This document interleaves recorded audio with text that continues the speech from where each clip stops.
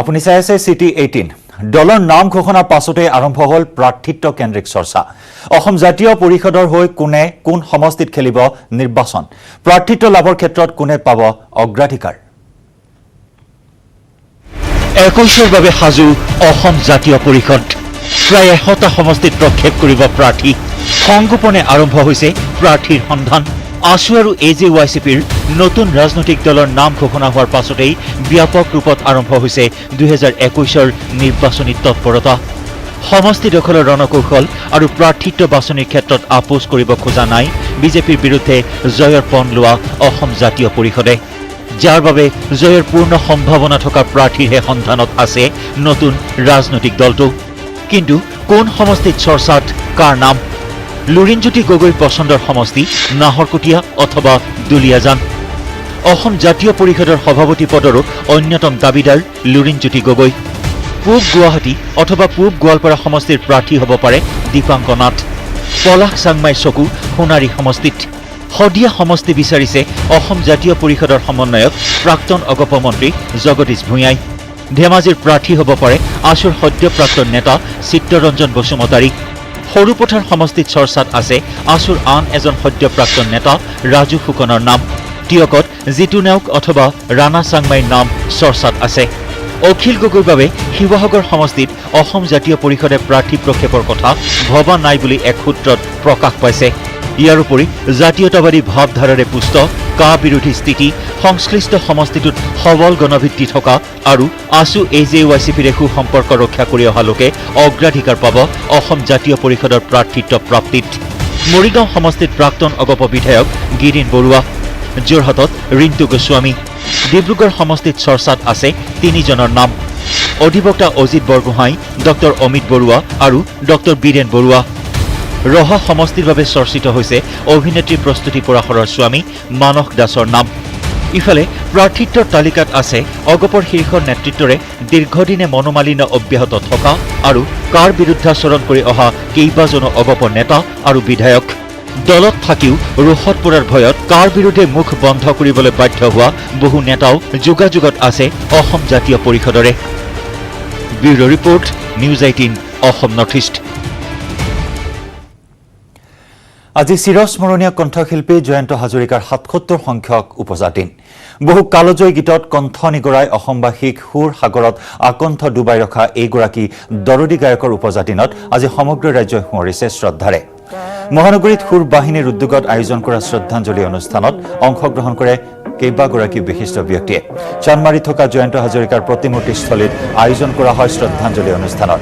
এই অনুষ্ঠানত গায়কজনৰ তথা মহান শিল্পীজনৰ পত্নী তথা গায়িকা মনীষা হাজৰিকাৰ লগতে আন কেইবাগৰাকী শিল্পী তথা লোকে শ্ৰদ্ধাঞ্জলি অৰ্পণ কৰে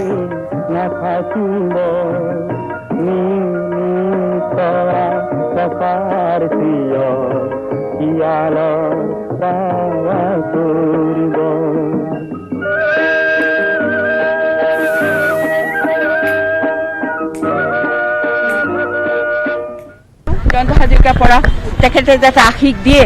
যে নতুন প্ৰজন্মৰ ল'ৰা ছোৱালীয়ে অসমখনক বিশ্বৰ দৰবাৰত মিউজিকেলি সুৰেৰে লৈ যাব পাৰে আৰু অসমক যাতে বিশ্বৰ দৰবাৰত প্ৰতিষ্ঠিত কৰিব পাৰে সেইটোৱে মোৰ একান্ত কামনা আৰু মই সেই ক্ষেত্ৰতে জয়ন্ত হাজৰিকাৰ পৰা সদায় আশীষ বিচাৰোঁ কাৰণ মই ৱৰ্কশ্বপ কৰোঁ দেখিছোঁ মই নতুন প্ৰজন্ম কেনেদৰে জয়ন্ত হাজৰিকাক ভাল পায় জয়ন্ত হাজৰিকাৰ গানক ভাল পায় গতিকে মোৰ সেইটোৱে কামনা যে ভৱিষ্যত প্ৰজন্মই জয়ন্ত হাজৰিকা বুলি নহয় আমাৰ সকলো বৰেণ্য শিল্পীক অসমৰ এই সত্তাটোক যাতে পৃথিৱীৰ দাঙি লৈ যাব পাৰে বাদ্যযন্ত্ৰী হিচাপত তেওঁ সদায় কৈছিলে যে মই প্ৰথমতে এগৰাকী বাদ্যযন্ত্ৰী তাৰপিছতে মই গায়ক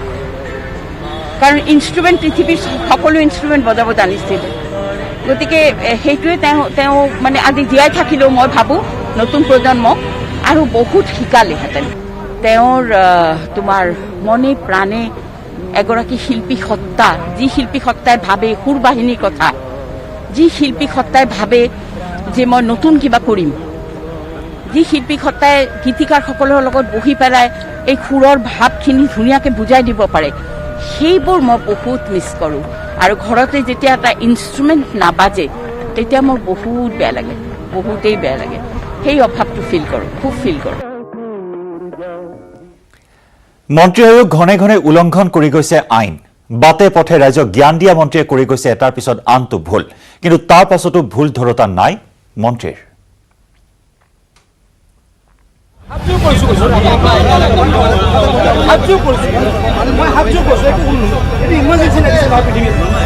ভুল কৰে ক্ষমা খোজে পৰৱৰ্তী সময়ত মই মোৰ ক্ষেত্ৰত মই মিটিং কৰিলে দণ্ড চিৰিয়াছ আকৌ ভুল কৰে উপস্থিত হৈছো অতি কমেও ৪,০০০ মানুহৰ এখন বিশাল সভা আকৌ ক্ষমা আমাৰ দলৰ কাৰ্যকৰ্তাই মাতাৰ কাৰণে মই আহিবলৈ বাধ্য হৈছোঁ সকলোৱে নকৰে ময়ো নকৰোঁ ভুলৰ পাছত ভুল কৰি বাৰে বাৰে ক্ষমা খোজাজন আন কোনো নহয় জুনিয়ৰ স্বাস্থ্যমন্ত্ৰী পীয়ুষ হাজৰিকা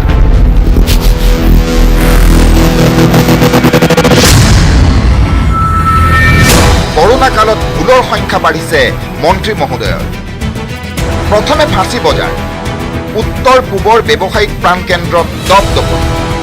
ব্যৱসায়ীৰ ধমকৰ পাছতে মন্ত্ৰী মহোদয়ৰ ক্ষমা প্ৰাৰ্থনা তাৰ পাছত সচিবালয়ৰ চোতালত দৰ্শনাৰ্থীক নীতি শিক্ষা আপোনালোক জানা বুজা মানুহ নহয় আপোনালোক পঢ়া শুনা কৰা মানুহ নহয় পঢ়া শুনা কৰা মানুহ দেখাই আপোনালোক এনেকৈ কিয় আছে কৰোণা হৈছে গম পোৱা নাই দুখ যন্ত্ৰণাত পিষ্ট দৰ্শনাৰ্থীৰ পৰা প্ৰত্যুত্তৰ নাপায় কনফিডেন্স বাঢ়িল মন্ত্ৰী মহোদয়ৰ ল'ৰাবিলাক জানা বুজা ল'ৰা কিয় বিপদত পৰি আছে আপোনালোক জানা বুজা মানুহ কিয় নিজে বিপদত পৰি আছে নিহিলে অলপো এইবাৰ পোনে পোনে গৈ মন্ত্ৰী মহোদয়ে সভা পাতিলে বড়োভূমিত নিজেই প্ৰণয়ন কৰা আইন ভৰিৰে মোহাৰি পেলোৱাৰ পাছত ৰাইজৰ ৰোষত পৰিল মন্ত্ৰী মহোদয় তাৰ পাছত পুনৰ ক্ষমা পীয়ুষ হাজৰিকাৰ আপুনি যিটো COVID-19 তাৰে নীতি নিয়ম ভংগ কৰা বুলি আপুনি ভাবিলে নহ'ব চাওক মই ইয়াতে সকলো দলে মিটিং কৰি আছে আমাৰ দলৰ কাৰ্যকৰ্তাই মাতাৰ কাৰণে মই আহিবলৈ বাধ্য হৈছোঁ সকলোৱে নকৰে ময়ো নকৰোঁ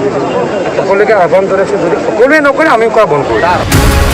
যদি সকলোৱে নকৰে ময়ো নকৰোঁ এয়াই অসম মুলুকৰ মন্ত্ৰীৰ ভাষ্য BTCত নিৰ্বাচনৰ দিন পিছুৱাবলৈ নিৰ্বাচনী আয়োগক পত্ৰ লিখাৰ কথা সদৰি কৰোঁতে পীয়ুষৰ বিগ ব্ৰাদাৰৰ মুখতো শুনা গৈছিল একেই সুৰ যদি BPF-এ কৰে বিজেপিৰ কৰিব মন যায় বিজেপিৰ কৰিব মন গ'লে UPPL-ৰ কৰিব মন যায় UPPL-ৰ মন গ'লে কংগ্ৰেছৰ কৰিব মন যায় কংগ্ৰেছৰ মন গ'লে UDF-ৰ কৰিব মন যায় গতিকে মই কোনো ৰাজনৈতিক দলক দায়ী নকৰোঁ মই নিৰ্বাচনী আয়োগক আমি লিখিতভাৱে দিছোঁ চিফ ছেক্ৰেটাৰীক জনাই দিছোঁ যে আপোনালোকে BTCৰ ইলেকশ্যন বৰ্তমান বন্ধ কৰি দিয়ক এতিয়া প্ৰশ্ন হ'ল নিজেই প্ৰণয়ন কৰা নীতি নিয়ম আৰু কিমান উলংঘা কৰিব পীয়ুষ হাজৰিকাৰ দৰে জনপ্ৰতিনিধিয়ে আৰু কিমান ভুল কৰিব কিমান খুজিব ক্ষমা মুছলপুৰৰ পৰা Manohar Rajbongshi news 18 Assam north east city 18ৰ শেষ অংকলৈ যোৱাৰ পূৰ্বে লৈছোঁ আন এটি বাণিজ্যিক বিৰতি চাফ চিকুণ কৰিছিল মাথো এটি চাকৰিৰ বাবে প্ৰতিজন শিক্ষিত যুৱকে হৰিজন মছজিদৰ ভাও লৈছিল কিন্তু 4 মাহ পৰিয়ালৰ পৰা আঁতৰি কোভিডৰ বিৰুদ্ধে যুঁজ কৰা সৈনিকক অব্যাহতি দিয়া হৈছে চাকৰিৰ পৰা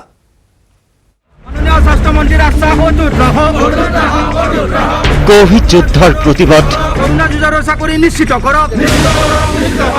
চাকৰি বাহাল ৰাখক অন্যায়ৰ বিৰুদ্ধে তীব্ৰ প্ৰতিবাদ এয়া আমিন গাঁৱৰ দৃশ্য কামৰূপ জিলাৰ 55গৰাকী চাফাই কৰ্মীক কামৰ পৰা অব্যাহতি দিয়াৰ জাননী স্বাস্থ্য বিভাগৰ জাননী লাভৰ পিছতে প্ৰতিবাদ সাব্যস্ত কৰ্মীসকলৰ আমাক ভাতে নামাৰিব আমাৰ চাকৰি পুনৰ বিবেচনা কৰক আদি শ্লোগানেৰে উত্তাল কৰি তোলে পৰিৱেশ আমাক ভাতে নামাৰিব আমাক ভাতে নামাৰিব আমাৰ চাকৰি নিশ্চিত কৰক আমাৰ চাকৰি নিশ্চিত কৰক ক্লিনাৰ ৰূপে কাম কৰি আছোঁ ইয়াত যোনখিনি ব্যৱহাৰ কৰে বা মানুহবিলাকে যোনখিনি আমাক চে লে কৰে সেইবিলাক আমি চব পাহৰি বাচ্চা ঘৰৰ সৰু সৰু পোৱালি এৰি আমি ইয়াতে কাম কৰিবলৈ আহিছোঁ তথাপিও আমাক মানে খেদি দিয়া নিচিনাই হৈছে মানে আমাক কোনো হেৰি নকৰাকৈ ছমাহ নোহোৱাকৈ আমাক মানে ইয়াৰ পৰা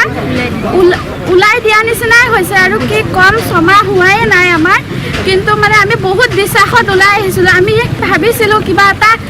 আশা কৰিছিলোঁ মানে আৰু ক'বলৈ কোনো আমাৰ আৰু উপায় নাই কোভিড চিকিৎসালয়ত চাফাই কৰ্মী হিচাপে দিনে নিশাই কাম কৰিছিল এওঁলোকে স্বাস্থ্যমন্ত্ৰী ডক্টৰ হিমন্ত বিশ্ব শৰ্মাই স্থায়ী মকৰলৰ দিছিল আশ্বাস বিগত 6 মাহ ধৰি পৰিয়ালৰ পৰা আঁতৰি কোভিড যোদ্ধা হিচাপে সেৱা আগবঢ়াই অহা এইসকলক ছাটাই কৰিব বিচৰা কাৰ্যত হতবাক এওঁলোক তেওঁৰ বাক্যশাৰীয়ে আমি বুকুত বান্ধি লৈছিলোঁ যে হয় তেখেতৰ আশ্বাসটো আমিও নিশ্চয় ইয়াতে সফল হ'ব পাৰিম বা আমিও অন্ততঃ আমি এটা সংস্থাপন ল'ব পাৰিম সাধাৰণভাৱে হ'লেও কিন্তু আমি অতি দুখিত যে এই অৰ্ডাৰখনে আমাক আজি 20 তাৰিখৰ পৰা আমাক চাকৰিৰ পৰা অব্যাহতি দিছে গতিকে আমি এইটোৱে আহ্বান কৰিছোঁ এইটোৱে অনুৰোধ কৰিছোঁ যে আমাক পুনৰ কামত নিয়োজিত কৰি পেলাই আমাক যাতে এই নিমখ কৰ্মসংস্থাপনখিনি যাতে আমাক ৰেগুলাৰ কৰে ৰাজ্যৰ স্বাস্থ্যমন্ত্ৰীয়ে শুনিবনে এওঁলোকৰ বিননি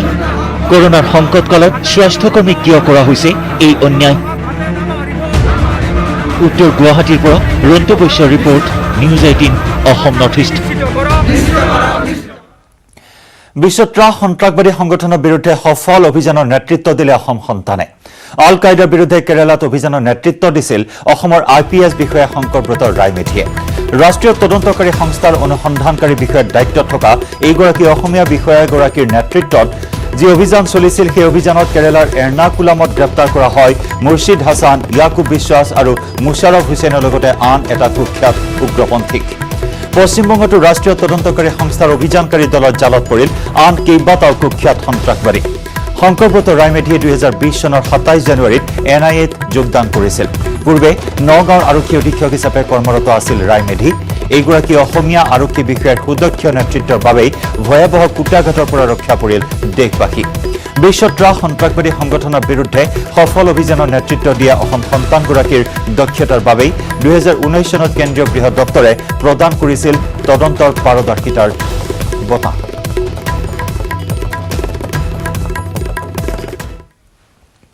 গোলাঘাটত পুনৰ ড্ৰাগছৰ ৰমৰমীয়া বেহা নিশা গোলাঘাটৰ লুৰুকিহাটৰ 4জনকৈ ড্ৰাগছ সৰবৰাহকাৰীক গ্ৰেপ্তাৰ গোপন সূত্ৰৰ ভিত্তিত গোলাঘাট আৰক্ষী অভিযান চলাই ড্ৰাগছসহ 4জনকৈ যুৱকক গ্ৰেপ্তাৰ কৰিবলৈ সক্ষম হয় ধৃত শাহজাহান আলী হৰেন দাস ইমৰান আলী আৰু আহিদুৰ আলী অভিযোগ মতে শাহজাহান আলীয়ে বহু দিনৰে পৰাই ঘৰতে সহযোগী যুৱক কেইজনৰ সৈতে এনেদৰে মাৰাত্মক ড্ৰাগছৰ সৰবৰাহ কৰি আহিছিল গোলাঘাট নগৰৰ এৰেংগাপাৰ বেঙেনাখোৱা তেতেলিতল ৰঙাজান শান্তিপুৰত এতিয়াও ড্ৰাগছৰ ৰমৰমীয়া বেহা চলি থকাৰ কথা সাংবাদিকৰ সন্মুখত প্ৰকাশ কৰে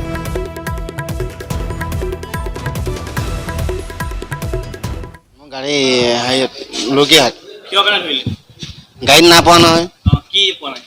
ড্ৰাগছ মই ড্ৰাইভাৰ চলাই আহিছিলোঁ এইজনৰ ঘৰত পাইছে এইজনৰ বাইক পাইছে মই গাড়ী গোলাঘাটৰ পৰা গৈ আছিলোঁ মিউজিক নাম কি আয়ুষ মোৰ নাম হৰেণ দাস মোক লুইকেটত ধৰিছে মই এনেই ইয়ালৈ আহিছিলোঁ মোক হেণ্ডকাপ লগাই মোক থৈ দিছে ড্ৰাগছৰ বেপাৰত নহয় ড্ৰাগছৰ কামত মই গম নাপাওঁ মই সিহঁতৰ লগত আহিছোঁ মই ভাইটিক নিবলৈ কাৰণে আহিছিলোঁ মৃদুলদাই মাতি থৈ গৈছিলে সেইকাৰণে আহিলোঁ মোক এনেই হেণ্ডকাপ লগাই থৈ দিছে মোৰ নাম মহম্মদ অহিদুৰ আলী চাইডত পালে কৰে কোনে এতিয়া কোনে গম নাপাম ন কোনে মানুহ আছে কৰা মানুহ নামটো মই নাজানিম নাই মই আনিছিলোঁ খাবলৈ আনিছিলোঁ বেলেগে দি থৈ যায় ন ৰঙাজানৰ গোলাঘাট দিয়ে এনেকৈ মানে ক'ৰবাত দিয়ে আৰু চবেই নামবোৰ সঠিককৈ নামবোৰ নকয় না এনেই চুমু বুলি গম পাওঁ এনেই কাঞ্চা চাঞ্চা এনেকৈ মহানগৰীৰ সমীপৰ ক্ষেত্ৰীৰ নলগেডেৰাত ভয়ানক পথ দুৰ্ঘটনা নগাঁৱৰ পৰা গুৱাহাটী অভিমুখে গৈ থকা এখন এল্টো বাহন দুৰ্ঘটনাত পতিত হয় এই দুৰ্ঘটনাত থিতাতে নিহত হয় এজন আহত হয় আন দুজন আৰোহী ইজাজুল ইছলাম আনোৱাৰ হুছেইন নামৰ আহত এল্টোখনৰ আৰোহী দুগৰাকীক আৰক্ষীৰ তৎপৰতাত চিকিৎসালয়ত ভৰ্তি কৰোৱা হয় নিহত লোকজনৰ পৰিচয় জানিব পৰা হোৱা নাই এল্টোখন ডিভাইডাৰ পাৰ হৈ নিয়ন্ত্ৰণ হেৰুৱাই তীব্ৰ বেগেৰে গতি কৰি পথৰ কাষৰ নলাত এনেদৰে দুৰ্ঘটনাত পতিত হয়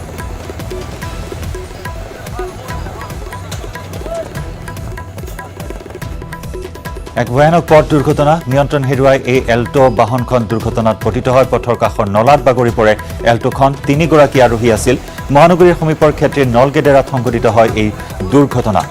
নগাঁৱৰ পৰা গুৱাহাটী অভিমুখে গৈ থকা এখন এল্টো বাহন দুৰ্ঘটনাত পতিত হয় থিতাতে নিহত হয় এজন আৰোহী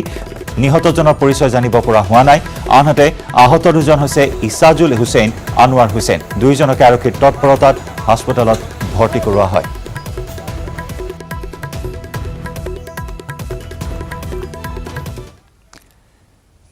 সময় হল সিটি 18 পৰা বিদায় লোৱাৰ নমস্কাৰ